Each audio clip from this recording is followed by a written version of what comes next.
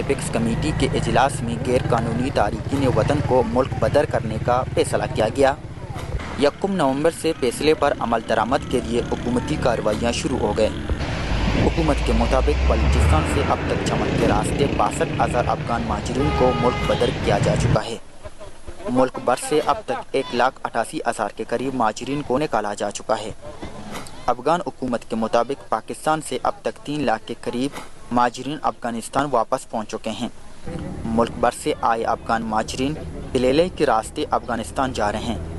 UNHCR office के सामने महाजरीन ने अपनी मुश्किलात के हवाले से गिदरोशिया पॉइंट से गुफ्तगू करते हुए कहा कि अरे हम जाएगा तो कहाँ जाएगा, हमारे को अफगानिस्तान में कुछ मिल रहा नहीं है, न कुछ हमें मिलेगा।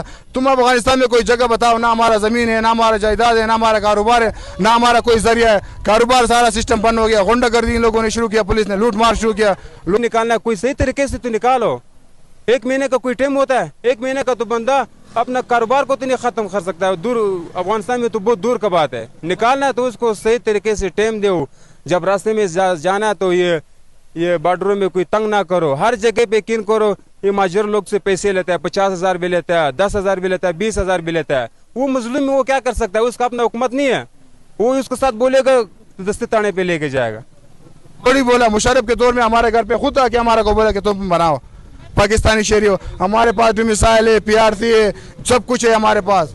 इतना फलस्तीन में इतना जुल्म नहीं है जो पाकिस्तान में पुलिस ने गुंडागर्दी शुरू करके हमारे साथ चल रहा है। इसको मुझे ये समझ नहीं आ रहा है कि एक तरफ से ये पहले 10 साल 15 साल पहले ये बॉर्डरों पे छोड़ता है। मिसाल तौर पर मैं अफगान हूँ ना, मैं तुरखम रास्ते पे आता हूँ, मैं चमन पे आता हूँ, मुझे उस टाइम छोड़ देता था। मैं इसका गावंडी था, इसका हमसाया था। अभी जो हमको निकाल रहा है, इस तरह जबरदस्ती से निकाल रहा है, ये कोई इंसाफ है करता है? हमारा जो घर था हमारे से 70 लाख रुपए में मांग रहा था, वो हमने 15 लाख रुपए में बेचा हुआ है। इसका क्या सिला में मिल रहा है, आप खुद बताओ। हमारा जो गाड़ी 3 लाख रुपए में बिक रहा था, वो गाड़ी हमसे 1 लाख रुपए में गया। वहाँ पे आपको तो पता है कि आज से 30 साल पहले रूस और अफगानिस्तान का जंग चल रहा था, तो इसमें इंकलाब में कितने लोग गए, कितने लोग मारे गए।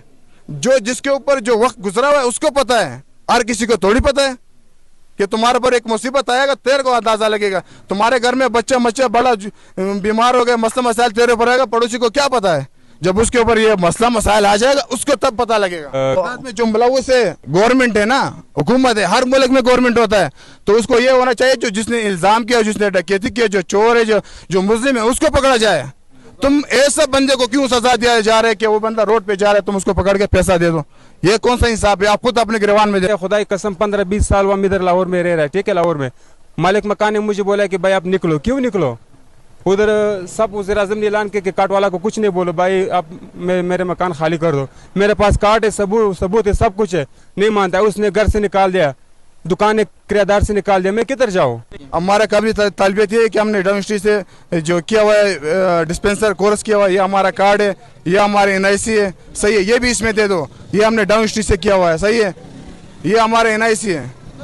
40 साल हमें यहीं पे हुआ है। हमारा कारोबार, हमारा रोजगार, हमारा जिंदगी सब कुछ तबाह बर्बाद हुआ। जब निकाल रहा कोई इंसानत तरीके से निकालो, उसको 2 महीने टाइम दो, 3 महीने टाइम दो। रास्ते में तंग नहीं करो।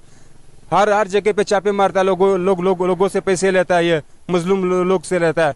ये जो किसी का दिल दुखाता है ना, ये सारा ये जनाना लोग का, ये मासूम लोग का, ये बुढ़ों का, ये बहुत उसको ऊपर फिर असर पड़ जाएगा किसी का।